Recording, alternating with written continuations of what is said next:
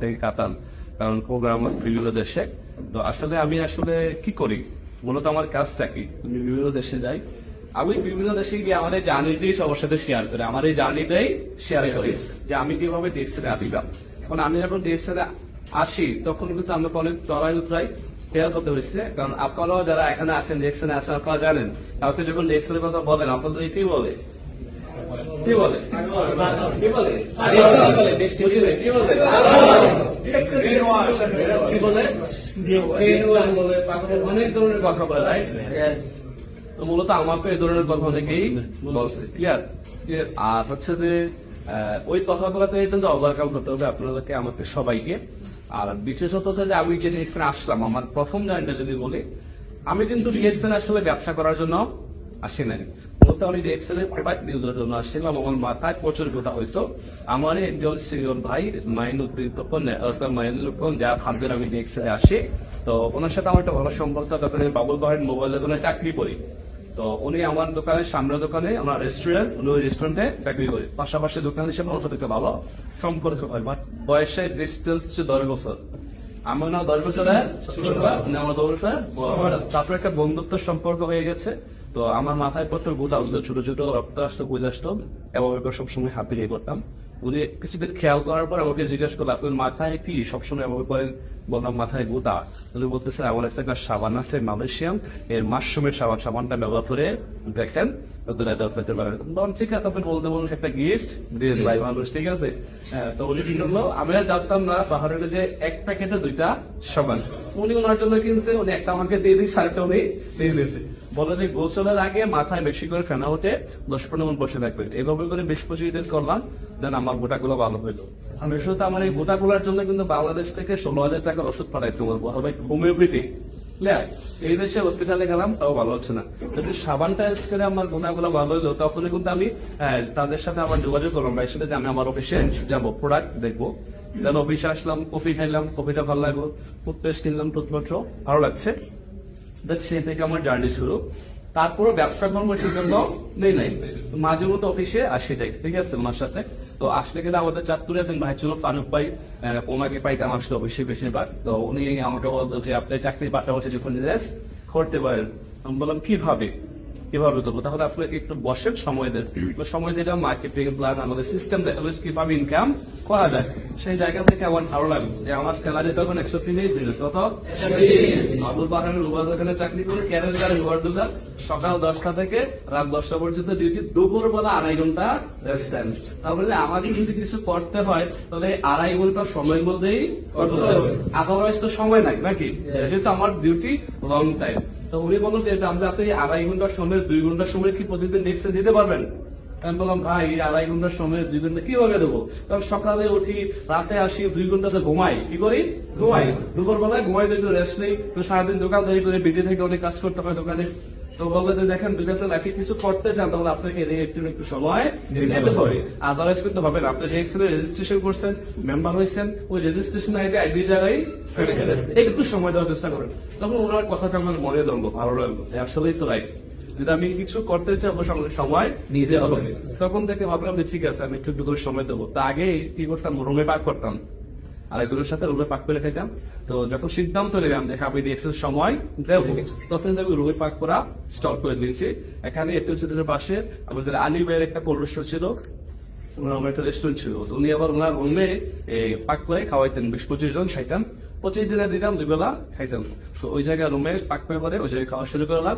আর দুপুর বেলাতে 2 ঘন্টার সময় খাওয়া দাওয়া শেষ করে অফিসে এসে বসে থাকতাম। তো যখন অফিসে এসে বসতাম, অনেক লিডার আসতো, আর রুমে আসতো, দুবাই থেকে বিভিন্ন দেশ থেকে লিডার আসতো, তাদের কাছে বসতাম, বাই বিজনেস থেকে আমাকে একটু বুঝাই, আমাদের তো শিখলাম। যখন সিনিয়র লিডারদেরকে পাইতাম, আমাদের সবার টপ লিডার মাইনুদ্দিন ভাই, ওনাকে অনেকেই ছিলেন, মুন্নার, উনি বর্তমানে দেশে আছেন। তখন উনি শুনতাম যে মাইনুদ্দিন ভাইয়ের বোনাস 300 দিনার, 400 দিনার বোনাস দিচ্ছে দিই।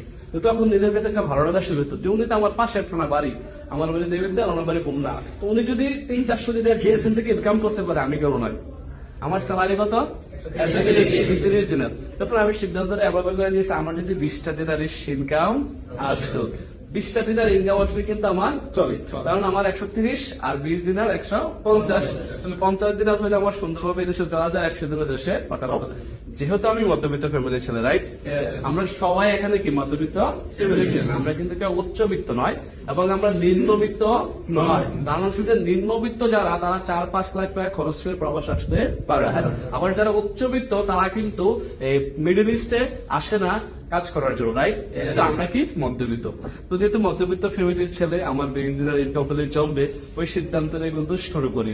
তো শুরু যখন করি আসলে শুরুটা অনেক ডিফিকাল্ট ছিল, কারণ আপন মানুষদেরকে বলতে গিয়ে আমি অনেক হতাশার মধ্যে চলে গিয়েছিলাম। যখন আমি আমার বন্ধুদেরকে বলেছি রিয়েকশনের কথা, আমার কোনো কোনো বন্ধু যারা জাহাঙ্গীরের ঘরে পড়তো, ঢাকা ইউনিভার্সিটিতে পড়তো, বিভিন্ন বিশ্ববিদ্যালয়ে পড়তো, যাদের সাথে আমি পড়াশোনা করেছি 15 বছর 18 বছর, তো তারা আমাকে ফেসবুক থেকে আনফ্রেন্ড করে দিয়েছে। মজার বিষয় হচ্ছে কারণ আমি রিয়েকশন করি। তার পাশাপাশি আমি আমার আপন বড় ভাইকে বলেছিলাম যে ভাই আসসালামু আলাইকুম, আমি ডিএক্সএনের সাবান ইউজ করে আমার মাথার বোটাগুলা ভালো হয়েছে, এই কোম্পানির সাথে আমি বিজনেস করতে চাই। এটা অনেক বড় একটা কোম্পানি, মালয়েশিয়ান কোম্পানি। হ্যাঁ, আমি একটু একটু করে এখানে পার্ট টাইম করলে হয়তো এখন তাকে টেঙ্গে মরে যাবে। তখন আমার আপন বড় ভাই, এক মায়ের পেটের ভাই, ওই তখন কি বলেছিল জানেন? আর উত্তরটা ছিল, আরে এগুলো করার দরকার নাই, নেক্সট মান্থ ডেস্টিনি করে 3.5 লাখ টাকা ধরা। আপন বড় ভাই আমাকে এইভাবে করে বলল। তখন আরো একটু কষ্ট পেলাম, মানে যেহেতু আপন বড় ভাইয়ের কাছে একটা সাজেশন দিয়েছিলাম, আসলে যেহেতু উনি বড় ভাই, ওনার কাছে এটা খারাপ মনে হয়েছে, যেহেতু জানে না। আল্লাহ বলছে কোরআনে যে জানে ও যে জানে না তার মধ্যে কখনো সামলাতে পারে না। তো উনি এই বিষয়টা সম্পর্কে জানে না, বিদায় কিন্তু আমাকে বড় ভাই হিসেবে ছোট ভাইকে প্রোটেক্ট করার জন্য, যেন আমি কোথাও না যাই, ভুল পথে না যাই, টাকা পয়সা খরচ না করি, তো উনি আমাকে ওইভাবে সাজেশন করছে। ক্লিয়ার? তো ভাইয়ের সাজেশনটা আসলে আমি রিসিভ ততটা করি নাই, কারণ আমি তো ডিএক্সএন কে কাছ থেকে দেখছি কোথায় যে মাইনুদ্দিন ভাই, উনি আমার পাশের থানার লোক। উনি যদি 300-400 দিনে ইনকাম করতে পারে, আমার তো 20টা দিনে ইনকাম আসলেই চলে। আমি 20 দিন আগে স্বপ্ন যদি ডিএক্সএন আসি, তাহলে আমিও পারবো। ওই সিদ্ধান্ত নিয়ে আমি একটু একটু করে কাজটা শুরু করি। অফিসে আসা যাওয়াতে আছি, মানুষের সাথে পরিচিত হচ্ছি, কাছের লোকদেরকে বলছি। তো আমার যে কোম্পানি, ওই কোম্পানির লোকেরা ওরও স্যালারি 140, আমার আগে যারা আছে আরো 150, একটু সিনিয়র যারা, সর্বোচ্চ স্যালারি 170 বা 80। এখন আমার স্যালারি কিন্তু 130। যখন আমি মানুষকে বলি, আমার কোম্পানির লোকদেরকে ডিএক্সএল এর কথা বলি, এইবারে এগুলো অনেক দেরি হয়ে যায়। আগে আমাদের অফিস চলে 3 তলায় অফিস, গেলে ফ্রি কফি খাওয়ায়, গেলে ফ্রি কফি খাওয়ায়। আচ্ছা, আপনি আমার বাসা আসলেন, আপনাকে আমি পানি দেবো, নাস্তা দেবো, এটাই তো স্বাভাবিক। আমার অফিসে আসলেন বা আপনারা যারা অফিসে আসছেন, কফি খাওয়াচ্ছি, এটাকে আমার বল। ওইভাবে করে আপনাকে বলতাম, এগুলো তুই কর, আমাদের করা সময় নাই, দরকার নাই, এগুলো অনেক দেখছি, ঠিক আছে, তো আমরা এগুলা করবো না। কাছের বন্ধুরা, একই কোম্পানির মানুষ, তাও তারা না করে দিল, আপন ভাই না করে দিল, বন্ধুরা ফেসবুক থেকে আনফ্রেন্ড করা শুরু করে দিল। আসলে বিষয় হচ্ছে কি, যখন একটা মানুষের সকল দরজা বন্ধ হয়ে যায়, তখন আল্লাহ পাক কোনো দরজা ওপেন করে দেয়।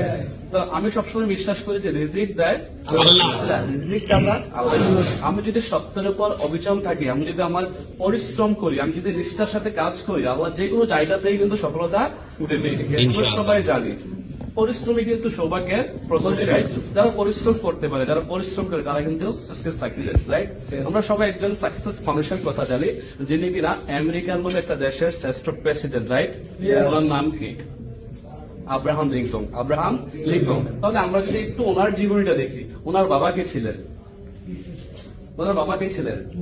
মুচি ছিলেন, জুতা সেলাই করতেন, জুতা পলিশ করতেন।